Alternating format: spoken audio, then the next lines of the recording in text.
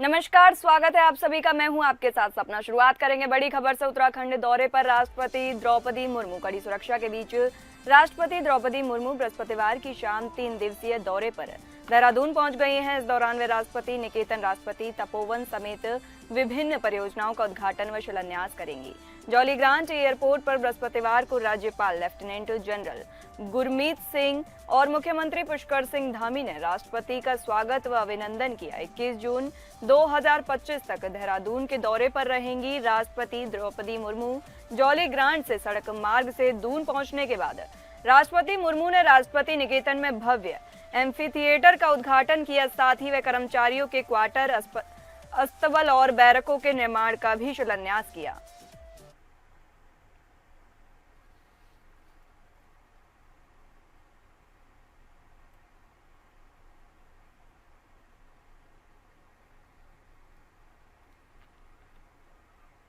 बताते चलें कि कड़ी सुरक्षा के बीच राष्ट्रपति द्रौपदी मुर्मू बृहस्पतिवार की शाम 3 दिवसीय दौरे पर देहरादून पहुंच गई। इस दौरान वे राष्ट्रपति निकेतन, राष्ट्रपति तपोवन समेत विभिन्न परियोजनाओं का उद्घाटन व शिलान्यास करेंगी।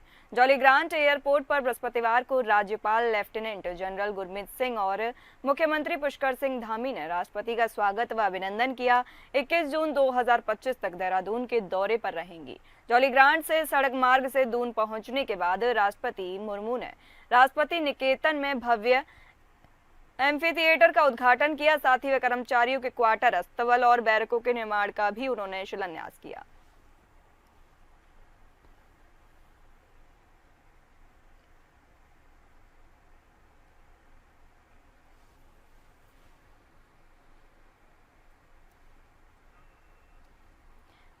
बताते चलें कि कड़ी सुरक्षा के बीच राष्ट्रपति द्रौपदी मुर्मू बृहस्पतिवार की शाम 3 दिवसीय दौरे पर देहरादून पहुंच गई हैं। इस दौरान वे राष्ट्रपति निकेतन, राष्ट्रपति तपोवन समेत विभिन्न परियोजनाओं का उद्घाटन व शिलान्यास करेंगी। जौलीग्रांट एयरपोर्ट पर बृहस्पतिवार को राज्यपाल लेफ्टिनेंट जनरल गुरमीत सिंह और मुख्यमंत्री पुष्कर सिंह धामी ने राष्ट्रपति का स्वागत व अभिनंदन किया। 21 जून 2025 तक देहरादून के दौरे पर रहेंगी। जौलीग्रांट से सड़क मार्ग से दून पहुंचने के बाद राष्ट्रपति मुर्मू ने राष्ट्रपति निकेतन में भव्य एम्फी थिएटर का उद्घाटन किया। साथ ही वे कर्मचारियों के क्वार्टर, अस्तबल और बैरकों के निर्माण का भी उन्होंने शिलान्यास किया।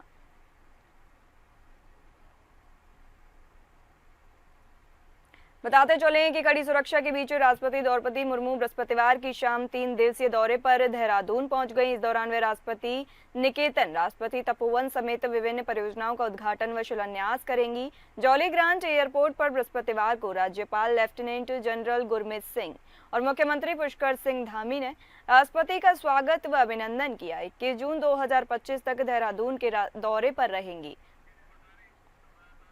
इसी के साथ ही ज्यादा जानकारी के लिए हमारे संवाददाता सतीश कोठारी हमसे जुड़े हैं। आपसे जानेंगे क्या क्या कार्यक्रम हैं राष्ट्रपति के और सुरक्षा के किस तरह के इंतजाम किए हैं।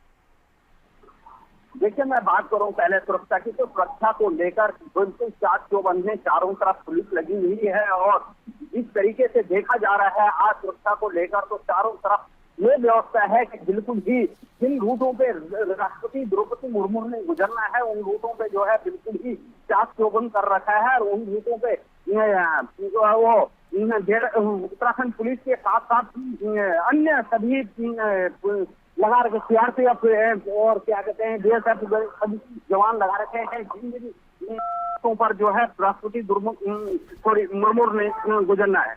और आज कार्यक्रम की बात करूं, कार्यक्रम सबसे पहले जो कार्यक्रम है उनका तो वो कार्यक्रम है वो पार्क का उद्घाटन करना और पार्क उद्घाटन करने के बाद सबसे बड़ा काम का जो कार्यक्रम है उसमें जो है जन्मदिन है द्रौपदी मुर्मू का, तो जन्मदिन मनाया जाएगा। बहुत भव्य तरीके से मनाया जाएगा क्योंकि उत्तराखंड देवभूमि है और देवभूमि में जो है उनका जन्मदिन है। जी बहुत बहुत धन्यवाद सतीश, हमें यह जानकारी देने के लिए।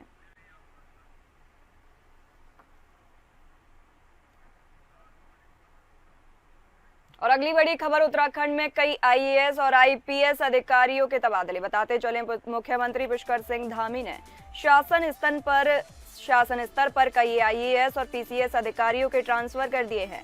इसमें 4 डीएम, 31 आईएएस अधिकारी और 24 पीसीएस अधिकारी शामिल हैं। इनमें जहां कई अधिकारियों को जहां नई जिम्मेदारियां दी गई हैं तो पुरानी जिम्मेदारियों से कार्यमुक्त कर दिया गया है।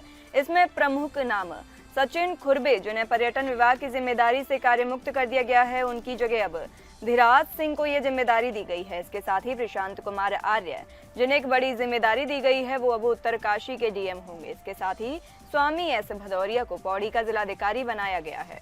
पौड़ी के वर्तमान जिलाधिकारी आशीष को अब यूसीएडीए जैसे प्रमुख संस्था की जिम्मेदारी दी गई है। दीप्ति सिंह को महानिदेशक शिक्षा की जिम्मेदारी दी गई है। प्रतीक जैन को रुद्रप्रयाग तो मनीष कुमार को चंपावत का जिलाधिकारी बनाया गया है।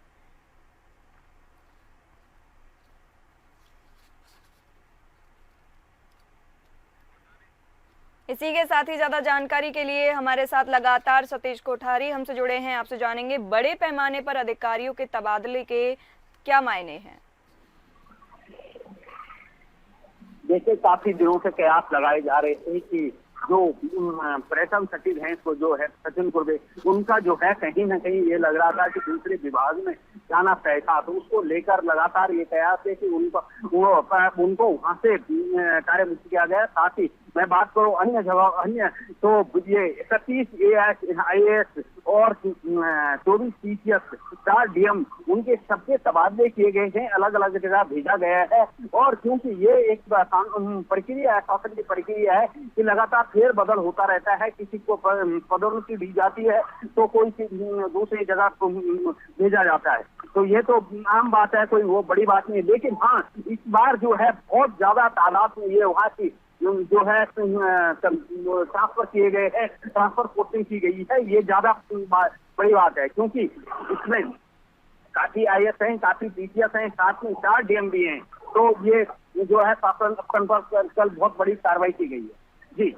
जी बहुत बहुत धन्यवाद सतीश, हमें यह जानकारी देने के लिए।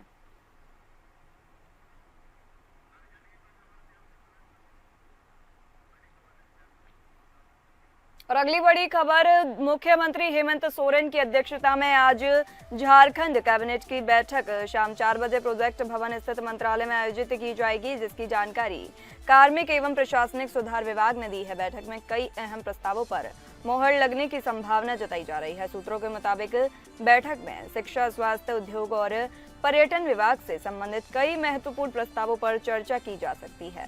शिक्षा विभाग की बात करें तो राज्य के सरकारी स्कूलों में शिक्षकों की कमी को दूर करने और जर्जर स्कूल भवनों की मरम्मत से जुड़े प्रस्तावों को स्वीकृति दी जा सकती है। वहीं स्वास्थ्य विभाग में डॉक्टरों की नियुक्तियों को लेकर भी प्रक्रिया शुरू करने का निर्णय लिया जा सकता है। खास तौर पर राज्य के सबसे बड़े अस्पताल राजेंद्र आयुर्विज्ञान संस्थान में डॉक्टरों की भारी कमी के कारण चिकित्सा व्यवस्था प्रभावित हो रही है। रिम्स परिसर में कई विभागों के भवनों के निर्माण और पुराने चिकित्सा यंत्रों की मरम्मत या बदली से जुड़े प्रस्तावों पर भी विचार किया जा सकता है।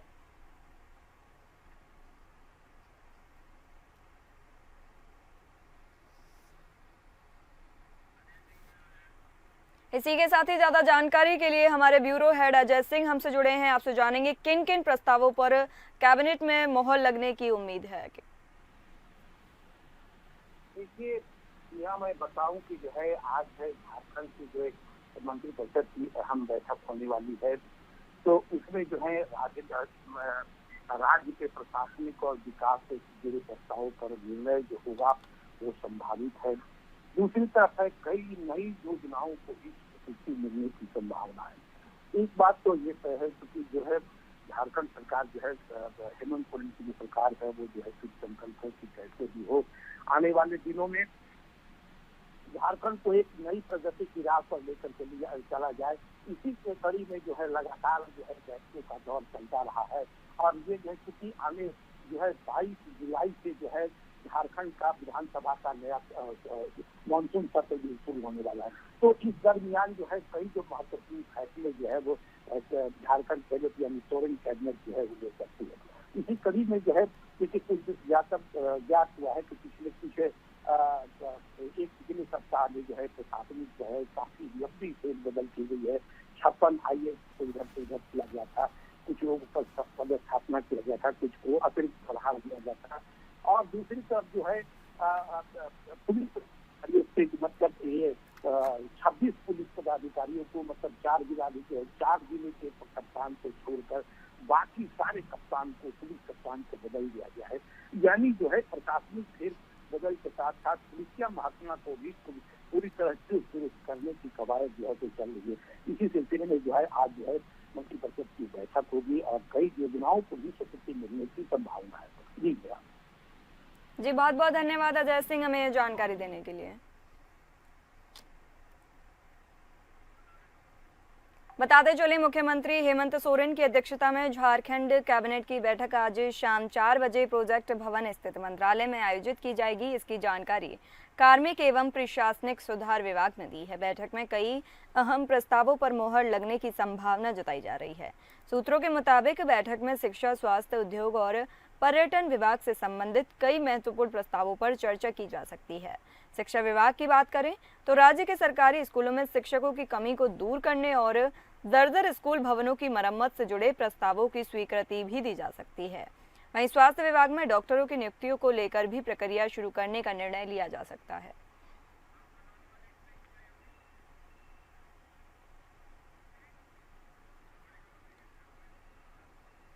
झारखंड शराब घोटाले में बड़ी कार्रवाई बताते चले छत्तीसगढ़ के कारोबारी सिद्धार्थ सिंघानिया गिरफ्तार हुए हैं। कारोबारी सिद्धार्थ सिंघानिया रायपुर से गिरफ्तार हैं। झारखंड शराब घोटाले में ये बड़ी कार्रवाई है।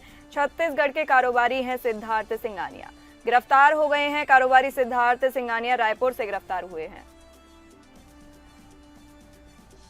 इसी के साथ ही हमारे साथ लगातार अजय सिंह ब्यूरो हेड हमसे जुड़े हुए हैं। आपसे जानेंगे अब तक कितने इस घोटाले में गिरफ्तार किए जा चुके हैं। मैं बताऊं कि जो है शराब घोटाले में है एक ही दिन में कल जो है छत्तीसगढ़ की राजधानी रायपुर में कारोबारी है सिद्धार्थ सिंघानिया, उसको गिरफ्तार कर लिया गया। सिद्धार्थ सिंघानिया जो है वो शराब सिंडिकेट का प्रिंसिपल माना जाता है और इसके बाद जो है उससे उसकी गिरफ्तारी हुई है। तो एसीबी की टीम जो है वहाँ पे उन्होंने उसकी रायपुर के एयरपोर्ट में पेशी हुई थी और उसके बाद जो है तो उसके खिलाफ 22 जून को विशेष कोर्ट से गिरफ्तारी का वारंट हासिल किया था। अब जो है ट्रांजिट रिमांड पर जो है उसको रांची लाया जा रहा है। आज रांची जब लाया जाएगा तो उससे लंबी पूछताछ होगी और चूंकि उसके पहले जो है यहाँ पे एक IAS अधिकारी थे जो मुख्य सचिव के जो सीनियर एक IAS थे विनय चौधरी, उनकी भी गिरफ्तारी हुई थी। उत्पाद सचिव गजेंद्र सिंह थे, उनकी गिरफ्तारी हुई थी। यानी इस मामले में जब गिरफ्तारी हुई थी तो जब गजेंद्र सिंह से जब पूछताछ हुई थी जो संयुक्त उत्पाद आयुक्त जो होते हैं उनसे जब पूछताछ हुई थी तो उन्होंने पुलिस रिमांड के दौरान बताया था कि शराब घोटाले का देश का जो मास्टरमाइंड है वो सिद्धार्थ सिंघानिया है। तो इसीलिए इसकी गिरफ्तारी हुई थी, रायपुर से गिरफ्तारी हुई है और वहाँ के कोर्ट में पेशी होने के बाद आज जो है वो ट्रांजिट रिमांड पर जो है कराची लाया जाएगा। तो यहाँ की एसीबी की टीम जो है उस पर उसे पूछताछ करेगी और उस पर दबिश बनाएंगे कि इसमें और कौन कौन से लोग हैं और कितने लोग इसमें शामिल हैं। ये चीज आज हो सकती है। दूसरी तरफ जो पूर्व उत्पाद सचिव मुकेश कुमार जो है उनसे भी एक लंबी पूछताछ हुई है और इनसे काफी पूछताछ के बाद आज इन सारी चीजों को मिलाने के बाद आज सिंघानिया से जब पूछताछ करेगी पुलिस, जब उस पर नकेल कसेगी और जब उस पर दबाव डाला जाएगा तो हो सकता है कि उसमें कुछ और नए राज खुलेंगे। जी अजय सिंह बहुत बहुत धन्यवाद ये जानकारी हमें देने के लिए। और अगली बड़ी खबर, महादेव सट्टा ऐप घोटाले का मामला सामने आया है। छत्तीसगढ़ में चर्चित महादेव सट्टा ऐप घोटाले के आरोप में गिरफ्तार आरोपी नितिन टिबरेवाल और सूरज चोखानी की जमानत याचिका पर सुप्रीम कोर्ट आज सुनवाई करेगा। दोनों आरोपियों ने मनी लॉन्ड्रिंग के आरोप में हुई गिरफ्तारी के मामले में सुप्रीम कोर्ट से जमानत मांगी है। हाई कोर्ट ने आरोपों को गंभीर मानते हुए जमानत देने से इनकार कर दिया था। ईडी के मुताबिक नितिन टेबरीवाल ने दुबई में प्रॉपर्टी खरीदी है और विदेशी कंपनियों में शेयर होल्डर भी है, जबकि सूरज चोखानी पर आरोप है कि वो सट्टे से आने वाले पैसों को शेयर मार्केट में निवेश करता था।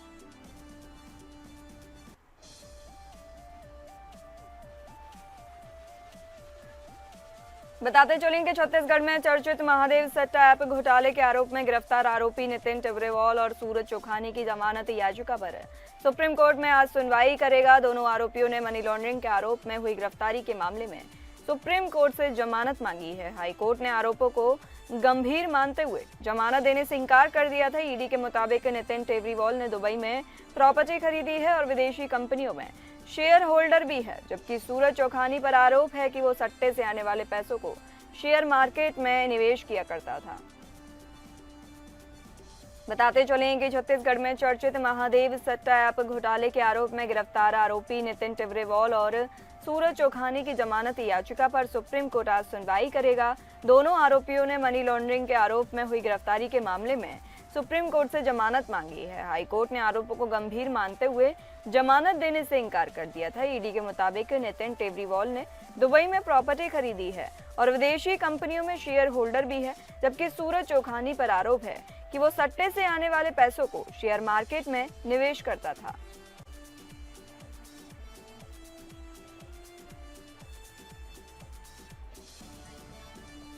इसी के साथ ही ज्यादा जानकारी के लिए हमारे संवाददाता विवेक सिंह चंदेल हमारे साथ जुड़े हैं। आपसे जानेंगे सूरज चोखानी को क्या आज राहत मिलने की उम्मीद है?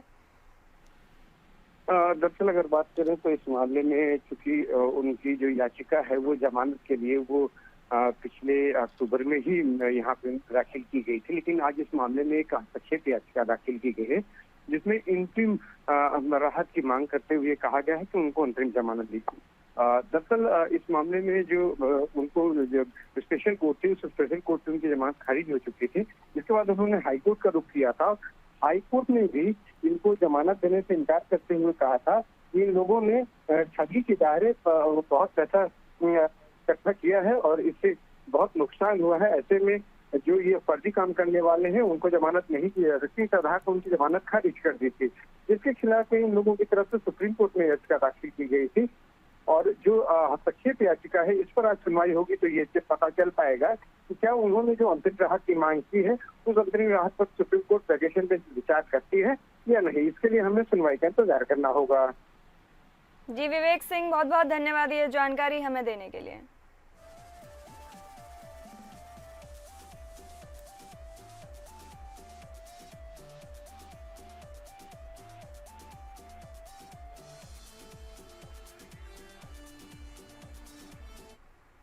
फिलहाल इस बुलेटिन में इतना ही। नमस्कार।